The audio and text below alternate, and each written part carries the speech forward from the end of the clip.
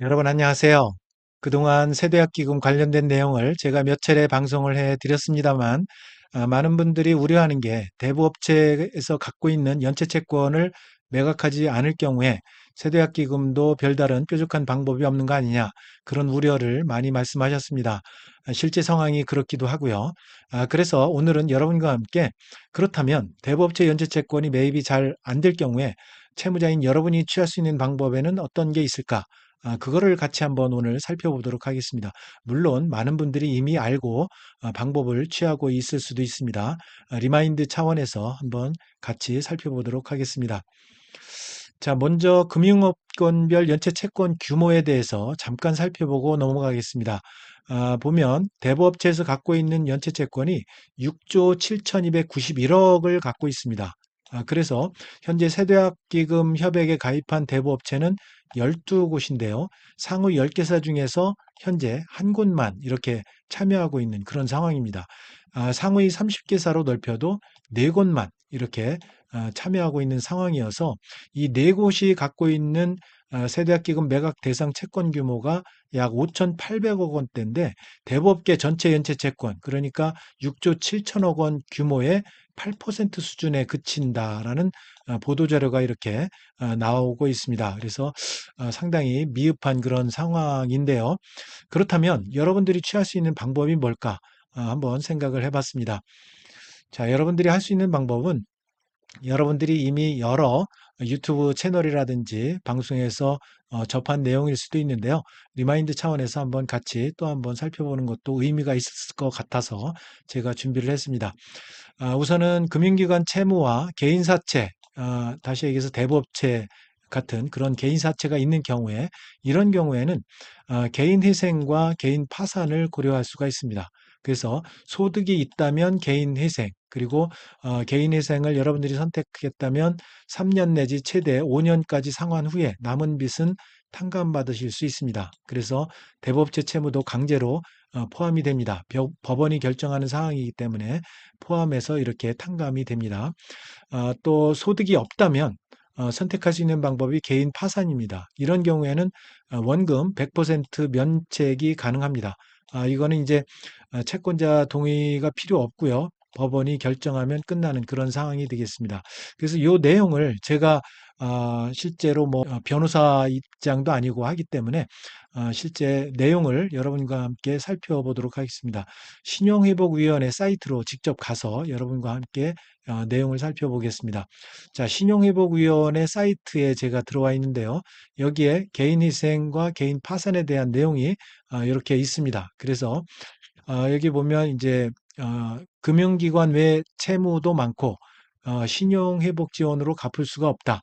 일정한 소득이 있지만 소득 대비 채무가 너무 많다. 도움받을 수 있는 제도가 없냐. 뭐 그런 내용. 이런 경우에는 법인 개인 회생 제도를 상담받을 수 있다. 이런 내용이 나와 있습니다.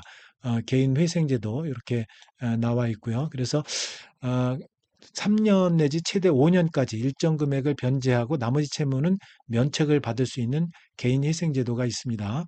그리고 두 번째, 파산의 경우에는 금융기관 외에 개인 채무도 많다.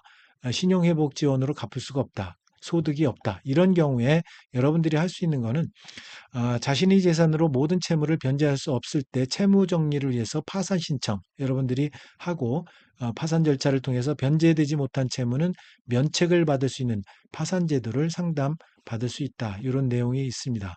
그래서 여기 유의사항이 있는데요. 유의사항을 보면 개인회생은 일정 금액이 증빙되어야 됩니다. 그래서 무담보 채권 10억 이하, 담보부 채권 15억 원 이하 이런 채무를 부담하는 개인 채무자, 개인 사업자 포함해서 신청이 가능하고요. 개인 파산 같은 경우에는 파산 선고 후에 자신의 재산을 청산해서 채무를 상환하고 나머지 채무는 면책 결정을 통해서 변제 책임을 면하는 그런 제도입니다. 그렇지만 파산 선고를 받았지만 면책을 받지 못하면 각종 법률에 따라서 공사법상 자격이 제한되기 때문에 공적인 기관에서 충분한 상담을 여러분들이 받고 진행을 하셔야 됩니다. 그래서 여기 보면 개인회생과 파산은 보증인이 없고 금융기관 채무뿐만 아니라 개인 사채가 있는 그런 분들에게 유리한 제도다. 이런 내용이 나와 있습니다. 그래서 개인위생 파산 신청 절차는 신용회복위원회를 통해서 채무종합상담과 채무자에게 적합한 채무조정 절차 안내를 받고요.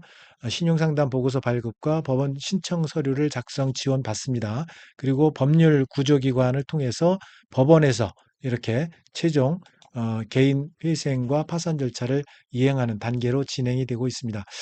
그래서 여러분들이 좀 더 자세한 내용은 이 콜센터 1600-5500 이쪽으로 전화를 하셔서 여러분들이 상담을 받고 진행을 하시면 되겠습니다. 그래서 이 위에 자세하게 이렇게 나와 있습니다.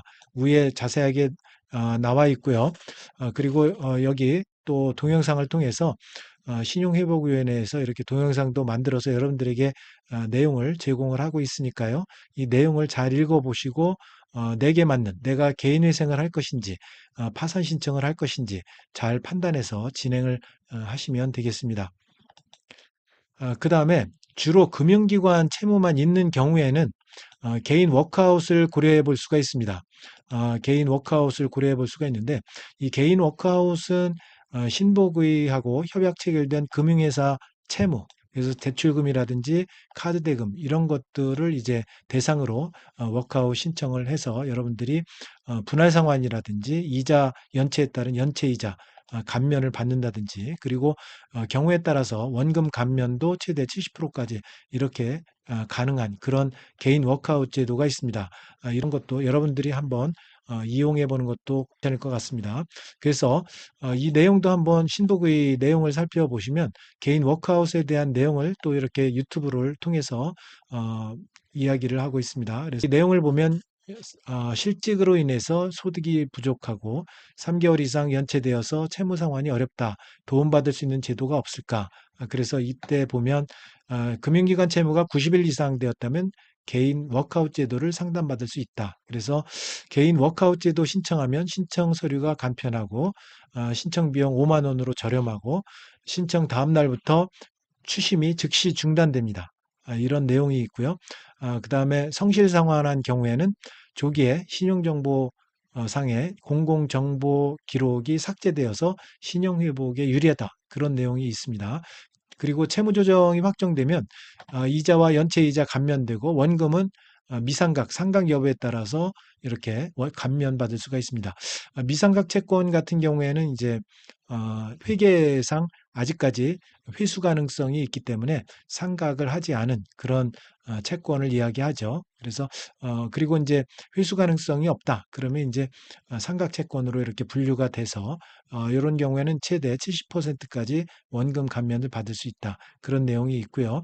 기초수급자나 장애인 이런 사회 취약계층 이런 경우에는 최대 90%까지 이렇게 원금 감면을 받을 수 있다는 거 이렇게 워크아웃을 통해서도 여러분들이 그래서 지원 대상 같은 경우는 이제 연체 채권이 3개월 이상인 경우 그리고 1개 이상의 금융회사에 채무가 있고 또 총 채무액이 15억 원 이하인 경우 그리고 총 채무 원금의 30% 미만이 6개월 내에 발생한 경우 이렇게 그리고 최저생계비 이상의 수입이 있거나 채무 상환이 가능하다고 이렇게 심의위원회가 인정하는 그런 분들 이런 분들에 대해서는 개인 워크아웃을 통해서 여러분들이 여러 가지 혜택을 받으실 수가 있다는 거 말씀을 드립니다. 자, 그래서 오늘은 여러분들에게 주로 대부업체 연체채권 매입이 잘 안 될 경우에 채무자인 여러분이 취할 수 있는 방법에 대해서 개인 회생이라든지 개인 파산 그리고 어느 정도 조금 여유가 있는 분들에 대해서는 개인 워크아웃까지